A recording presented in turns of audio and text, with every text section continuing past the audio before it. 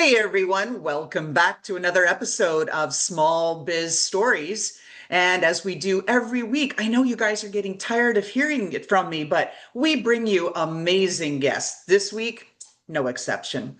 Justin Abrams, he is the CEO of REO, but it's spelled like ARYO.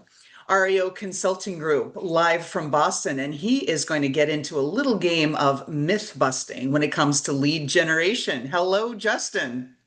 Hi, how are you?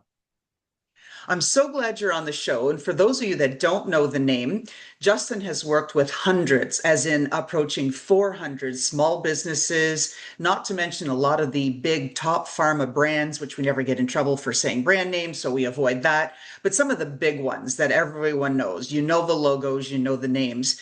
And what he's done systematically is find a way for companies to grow and scale without being wholly dependent on ads and some of the traditional methods. So we're going to get into it. Justin, first, for those of the folks that are having the audio experience, we'd like to give them the visual. Who are you? What do you look like? What room are you sitting in? Give our folks a little context.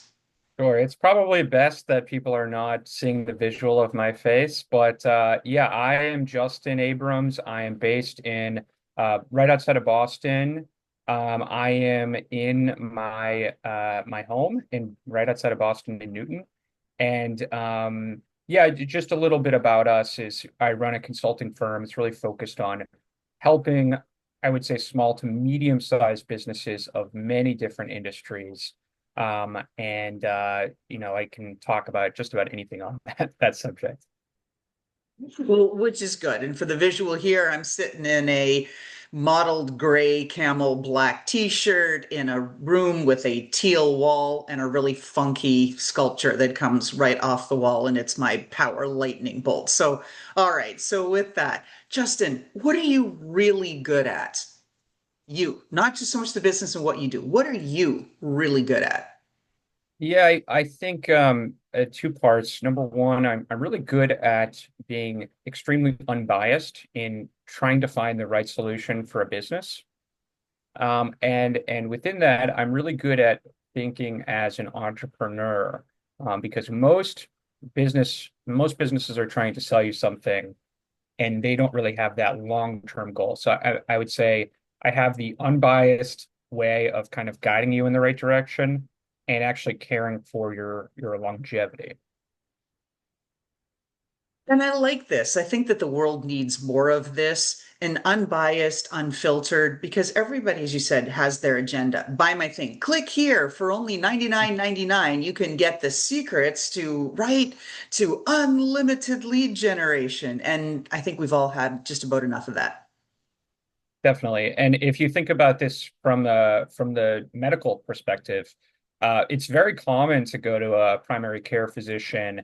They're not necessarily the experts on whatever, ailment you might have, but you have no problem going to someone to then refer you to someone else based off of their unbiased opinions. But for whatever reason in business, people just skip that step and just say, "Oh, I have pre-diagnosed myself."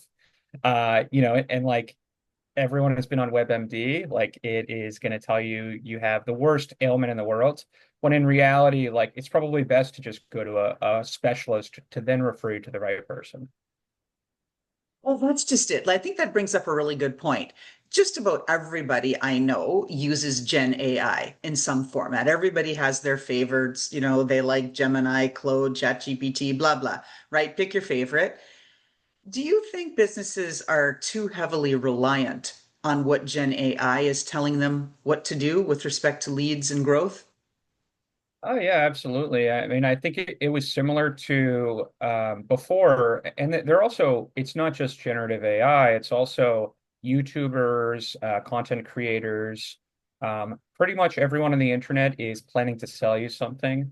And I have, gone down the rabbit hole in every single one of them. I can tell you which ones work and which ones don't work, but primarily, um, every single person is trying to sell you something. And so, I mean, I can't find an example. So it's really just good to understand like what's the pros and cons of each. It's not that none of them work. It's just that you need to compare it to industry experience and past case studies that are actually provable. And it's far better to work with someone who's seen it actually physically implemented versus just taking a salesperson's, this is great, right? Everyone says sales will sell you, and then the operations, they just hand it off. That's right. Or I've heard where I thought you were going is that sales will sell you and operations will kick you to the curb or keep you coming back, right? It's all of Yeah. that whole devil in the details and the implementation. Do you agree? Absolutely. Yeah, the salesperson always is going to overpromise. And we all know the saying, right? Under promise, over deliver, but people get it wrong, right? What is it? Over promise, and not deliver, right? Is that the plan? Because it really seems that way, having purchased many, many things myself. Oh, I'll try this. I'll try this method, try this. Hundreds, thousands later, and you're like, no, not so much. It didn't work. Gave it a really good Girl Scout try, but it did nothing. So we like to give a tip up front. Justin, what's your best tip up front for small to mid-sized businesses right now who are thinking about lead generation? What should they do or not do? Yeah, the first thing I would do is just try to understand where your marketing is being spent and where your new customers are coming from. I would say the majority of the people that we're working with, if they are running marketing, are running it basically 50-50 Google and Meta. And while that is okay, and I'm not opposed to that, those costs, like we're living in this kind of post-tariff world. Everyone's freaking out over their tariffs going up, 30, 20%, 50%. However, Meta and Google's costs have gone up by 4x. So no one is talking about that, not nearly in the same way that they're thinking about tariffs. And yet, marketing spend is, it's if it's going up 4x, the average company spending 5% of their revenue on marketing. Well, now it's turning to 20%. Like that doesn't logically make any sense. And so I would just say, take a look at your historical spending on your ad campaigns and then kind of reshuffle it and see like, is this actually going to sustain itself? Because Meta and Google are not going to be dropping their prices anytime soon. Let's get into that because I'm glad that you've made that observation and stated that. I've seen it too. Over the last 2 years, I have seen a meteoric increase in the price of Google ads, Facebook ads, and posts. And yet I'm seeing the ROI going down and down and down. Fewer clicks, more ad blockers, more scrolling past. And I've done the A/B testing, good ads, great ads, crappy ads, done some of those too. And it can't be that none of them are hitting despite all of the money going in, all the keyword research, this, that, done by the professionals. So I think there is a bigger trend going on, and I'm not sure that advertising is, well, I'm not sure the juice is worth the squeeze unless you're in that mega thousands of dollars per month. What are your thoughts on that? Yeah, I agree. I also think that most businesses are a bit stuck in that they have to, there's no real alternative. Um, for years it was Facebook, or for years it was Google, and then it turned into Facebook, and then it turned into Instagram, and then it now is kind of moving towards TikTok. But the major trend with that is just the age demographic. And so it's kind of like a greater fool's theory. Like there will always be younger people who will make decisions that are maybe not as based in rationality, but what is the next thing beyond TikTok? Or like, is your product really going to be great to sell on TikTok? Maybe if it's like clothing or D2C, kind of food products, but not necessarily is that the case with TikTok. And so that's kind of the theory that I have is like, you really need to think beyond those. And so we're going to get into the whole thing, myth busting on lead generation. But first, you've had the opportunity to work with, as we've said, hundreds and hundreds of clients. So you've, in my opinion, pretty much seen it, done it, tried it all, right? Tell us what businesses are getting right and tell us what businesses are getting wrong. Yeah, so I would say it really isn't necessarily, it's oftentimes about the industry as well, and certain features that we're seeing, I would say is a lot of the really smart people that were in tech are getting laid off, or maybe they're getting furloughed, or maybe they're dealing with that. And so for the past few years, and typically it's like a lot of the private equity folks, they're deciding I would rather run a like a quote unquote boring business. So landscaper, HVAC, plumbing, they are less worried about AI because you can't have an AI tool fix your plumbing, at least in 2025. And it's pretty much recession proof. Like people still need to get plumbing done, HVAC, landscaping, etc. So what I would say is that the people that are doing it right are the people that understand kind of the combination of the digital space and the physical space. And you are seeing a lot of people go into like just revamping a website and really optimizing for the conversion rate when someone's on site, and really optimizing for, say, SEO, which is historically, if you're, let's say 55 years old, maybe you weren't really around to like figure out all of this conversion rate optimization. So you have these like tech guys or tech gals that are going into these like less competitive spaces than, say, trying to compete Apple versus Google versus Meta. They're going to be like super, super optimized.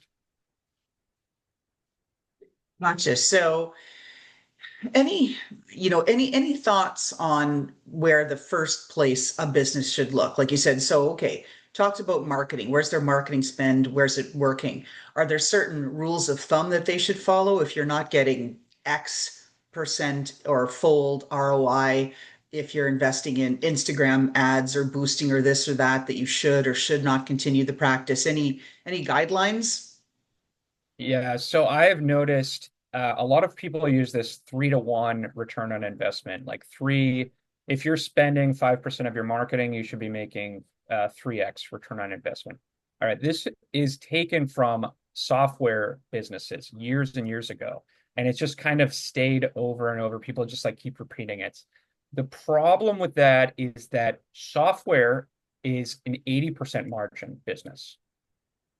Blue collar service businesses are closer to like 50% margin businesses, and the payout isn't necessarily on a monthly recurring basis, right? If a plumber comes and you're running an ad on Google and it costs you $50 a lead, and you make a sale for, let's say, $150 at a 50% margin, and the guy has to go out and fix it, like you're maybe making 2x return on investment, which is okay, but does that scale up? Is that the cash flow that you're needed for your growth, or are there alternatives? So, I would just say it really depends on your margins, but I would try and go closer to, instead of like an LTV over acquisition cost, try to think of like how quickly do I get paid and what's the profit on this? And can I at least get like a 2 to 3x return on investment upfront? You talked about LTV, and I'm sure folks in the audience know, but that's long-term value of the customer or a lifetime value. I've heard it used both ways, but it means the same thing, right? If you get the customer once and they come in, how much money are they going to spend with you over time? That's really what Exactly. that is. So one of the really exciting reasons why I wanted to have you on the show is because you've got all this experience. Like I said, you have talked to just about every business here in and around the country, small to mid-size and super-sized. Let's get into the myth busting. You said there's a lot of things that people think about lead generation, but you're here to bust the myths. So bust away, Justin. Let's bust a few. Go for it.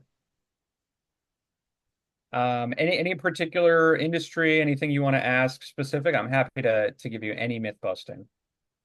Okay, so we have a lot of folks who are listening in the beauty and retail space. A lot of them have moved over to TikTok Shop to sell their beauty and retail products, style, accessories, all this kind of thing there. So, and TikTok, of course, has it make it affordable, make it simple, click and be able to buy. So, any myths that you can bust there with respect to TikTok Shop and advertising to promote your fashion and beauty goods? Yeah, so I would try out so the biggest problem with TikTok is you get like a lot of, it's just constant, it's just algorithm, algorithm, algorithm. So a lot of times what we're doing is we're testing out instead of paying for like, 10 or 15 different ad creatives, we're just sending out a really, really low cost briefs to 10 to 20 different influencers. We don't want to make a ton of money. Like we don't want to necessarily push these people to be making. This isn't like Kim Kardashian is ultimately doing it, but we're just trying to get creativity. Once we find the right script, which we, by the way, we won't necessarily know, we can run really low cost ads for each of those, let's say 10 to 15 to 20 different creatives. And then like I really like running like micro campaigns. So each of these we run at $10 a day. We'll know within a few days like which has the best hook, which has the best personality. And then you can really, it no longer is like A/B testing, it's like A to Z testing. You're testing a massive amount of creatives, scripts, influencers, strategies, whatever they want, let them go at it. And obviously, if they get picked, then it's like winner take all. And so I think it's a really powerful way to grow on TikTok. And the beautiful thing about TikTok is like their algorithm is still really well geared towards people in that like space of beauty and fashion and get readies with me. So there might not be necessarily one that's the best performing, and it might perform differently on different subgroups. But you just have to be constantly testing. And I know that's not like easy to do, but that's what I find works best on TikTok. Okay, great to know. So you just busted the myth, and I think a few heads have just exploded. I could hear them right through the screen here. That people are thinking, "Oh, A/B testing, that's already too much. Too many, two choices. Are you kidding me?" Now you're saying A to Z, right? So 26 choices or more. And so I think that just blew some minds there. Okay, another myth busting on lead generation. A lot of our folks in the audience sell a consultative service. It might be related to business coaching, it might be related to digital marketing or AI automation. And a lot of them are going through the process of writing a book or having the book written for them in various ways, be it through a little Gen AI bot or somebody that they've paid to write for it. And they're advertising on LinkedIn because LinkedIn costs have come down to compete with all these other, behemoths that are out there posting opportunities for ads. So the question is, what should these folks that are flogging their book to try to bring more consultative sales in, what should they be looking at with ads, doing or not doing?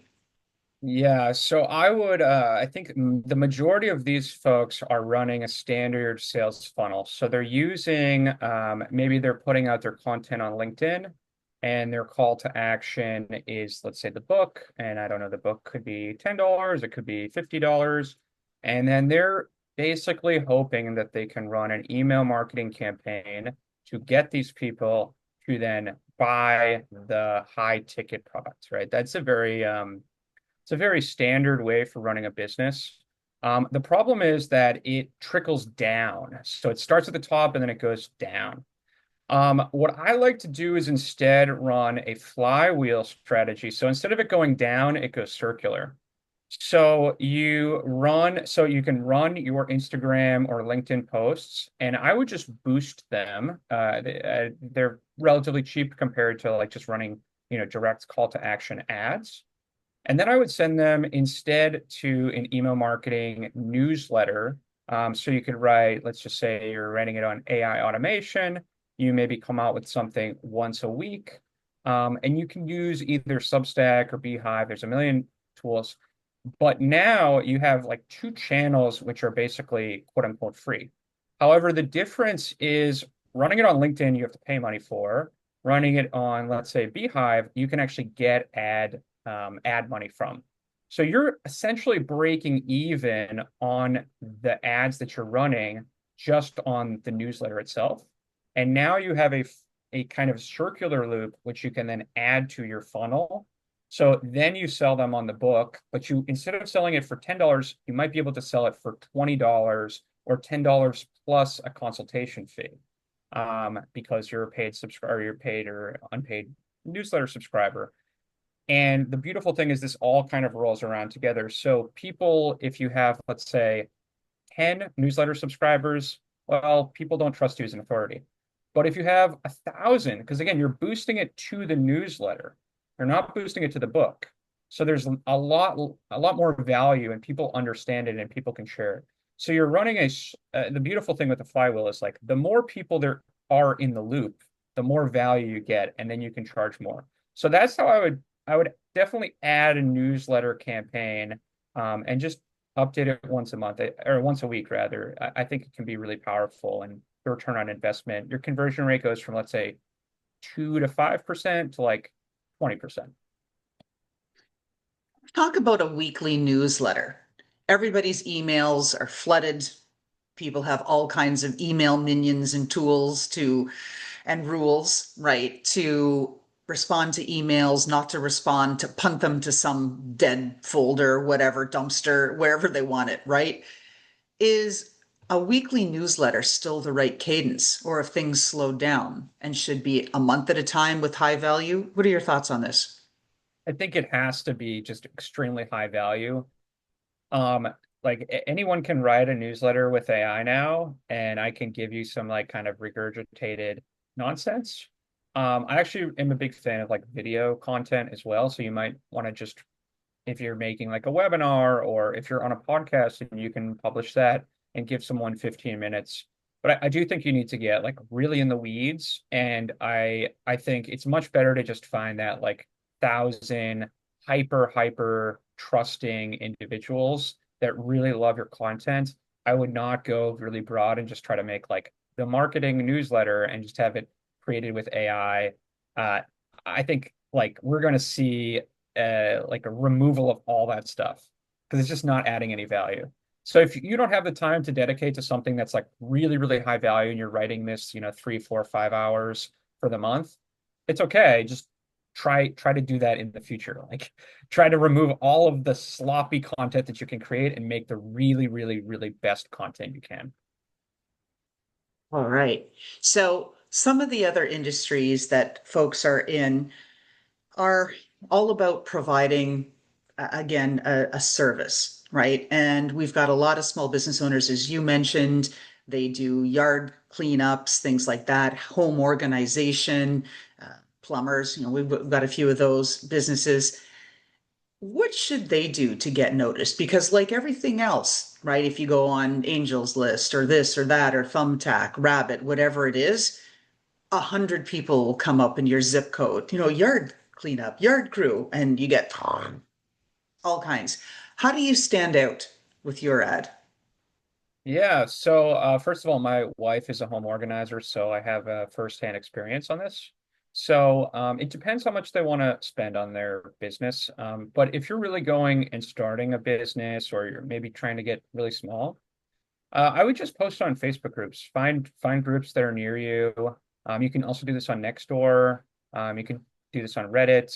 Um, like I tell my wife, I'm like, spend $0 your first year on ads. I just want you to show up to some people that this resonates with. And there's hundreds of Facebook groups for local businesses to post in. The Facebook group of Greater Boston, right? Facebook group of Minnesota. Like just post. And you might not pick up $500,000 a year, but you'd be surprised. Like you might be able to get, and my wife, for example, she's pulling in maybe, 5 to 7 new clients a month. Of course, you have to aggressively post, but again, there's no cost to this. So once you're able to do that, then it starts to get more fun. So I would definitely focus on getting as many reviews as possible and slowly improving your SEO. For example, my wife's business, to be the number one organizer in a home organizer in the area, I think she only has to get like 15 reviews or something. Like it's not that competitive. If this is lawyers in Manhattan, then that's going to be way harder. Or landscaping in Florida, like that's a super hard market. But just slowly but surely try to be the best in your really small area, and then slowly expanding that radius. So it might be really hard to be the number one lawyer in Dallas, Texas, but maybe in a small neighborhood of Dallas, you might be able to be number one. So then you have your Facebook groups and you have SEO working. And then only then uh, can you start running ads.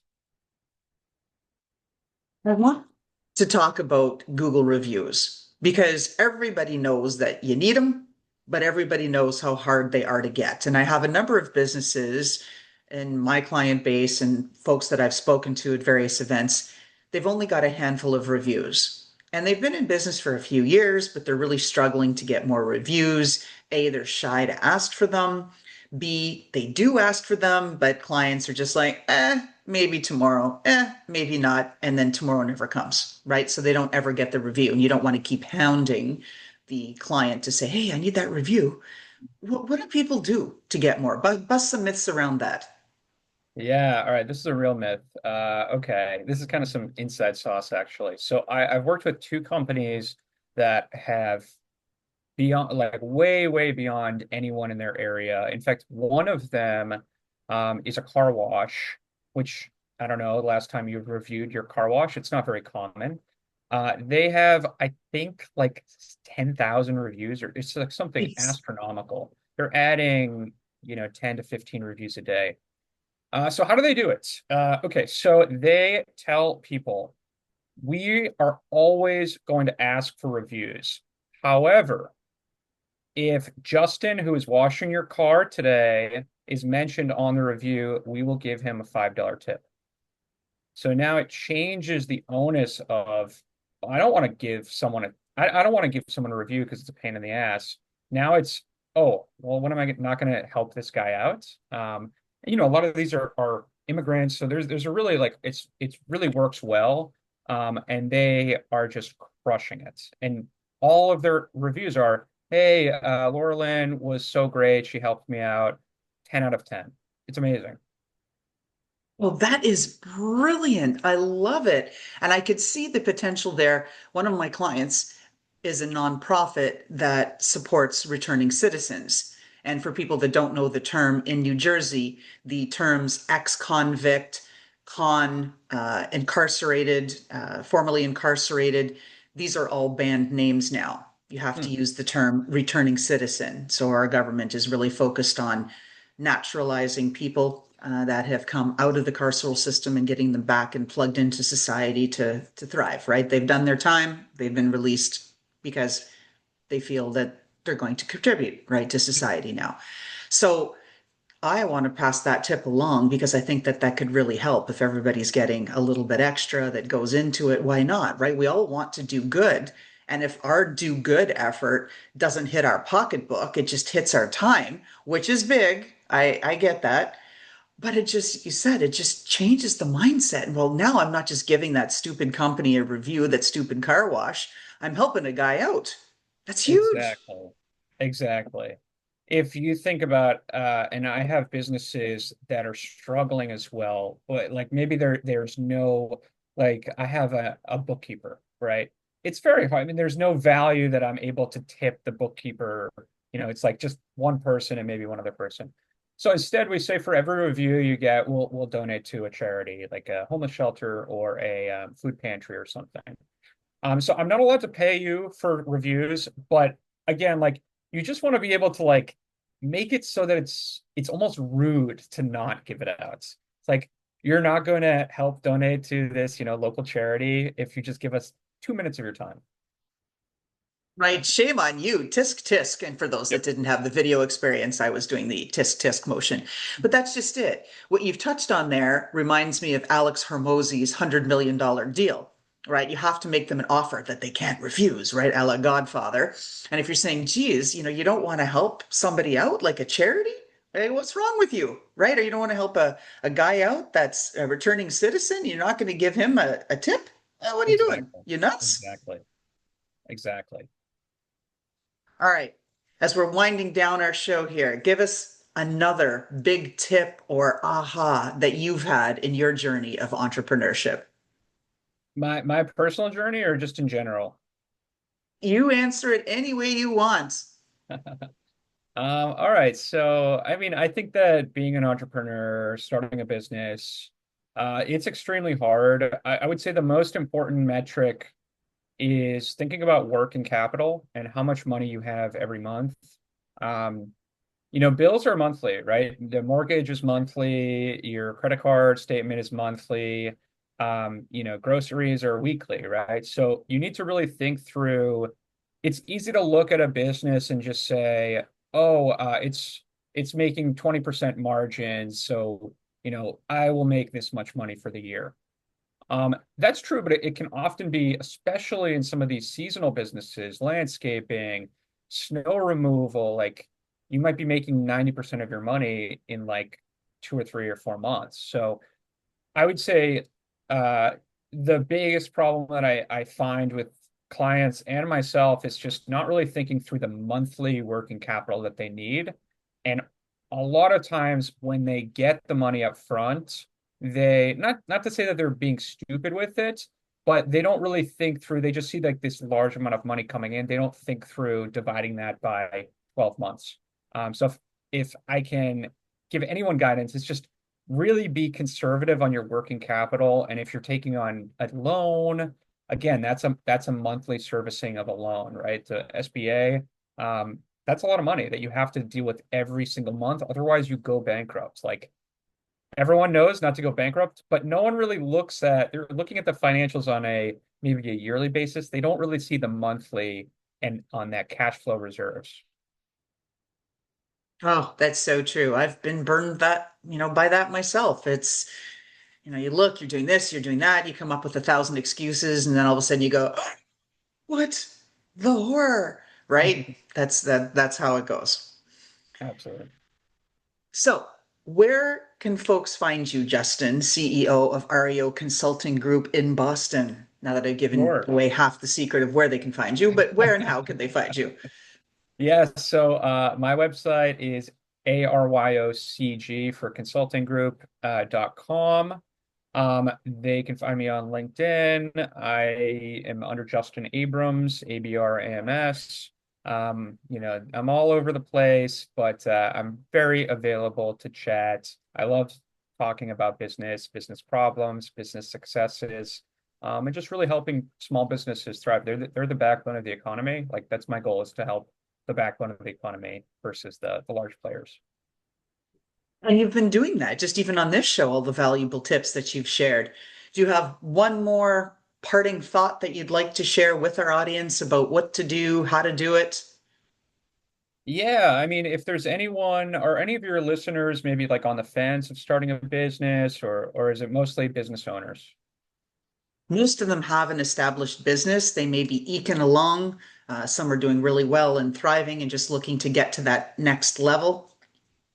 Yeah, I mean, one thing I would say is I recommend going on sites like Upwork or Fiverr. Especially, I found that it's very hard to find talent for like small jobs here and there locally. Like everyone is having hiring issues. But with Upwork, like I'm a big fan of it. I get a lot of my leads through Upwork. But you can either set it up as a business owner so that you're hiring people for short-term projects, like literally anything you can imagine. There's someone who is an absolute expert at this, and they're charging, minuscule amounts of money. Or if you're selling white collar services, you can actually sell it on Upwork. And again, like we're adding a lot of clients that because it's a great filter for quality. So I would definitely look and just, the earth is flat. Like we can all kind of find really good talent all over the place. And I think it can really help your margins if you're kind of, just hunting along every month. Excellent. And we do have a number of listeners too. So Penn State University folks and their accelerator and business school, they simulcast our podcasts. So that's always exciting and we appreciate all their support, that's for sure. Okay, last question. It is our signature question, right? And actually, I should shout out to, well, since I yelled out to Penn State, so John Gamba, Josh Chernigoff. So thank you. We thank all of you. All right, signature question, Justin. If we peeked into your closet and we looked at the shoes, all kinds of boots, footwear, all the stuff that you have, and there is one pair in there that just speaks to your personality and that makes you feel like $1,000,000 when you wear them. And it says, yeah, this is me, Justin Abrams. Describe what we're looking at. Oh my God, that is such a great question. It would probably be like a pair of jeans that I've had, just like just used consistently, can be worn multiple days in a row. Like all it pairs well with everything. My wife won't get mad at me if I wear them. All weather. I think that's, business is a lot, it's a marathon. So it's just like what can be worn every day with anything. That's, I guess, the best example, though I have no idea if you looked at my closet what I would even find. I love this question. I've asked it about 250 times, and pretty much it's always a different answer. A lot of people focus on the footwear, the people focus on the clothes, or they're a baseball cap kind of guy or whatever, right? It's all about what makes each of us unique because we're people too. At the end of the day, we're not just entrepreneurs or small business owners or just selling and hawking our wares, right? We're trying to make a difference on this planet for others, for ourselves, our families. We're people. And Absolutely. I like this podcast to bring that back to that. So, with that, Justin Abrams, CEO of Aryo Consulting Group in Boston, thank you so much for being on our show today. Thank you so much for having me.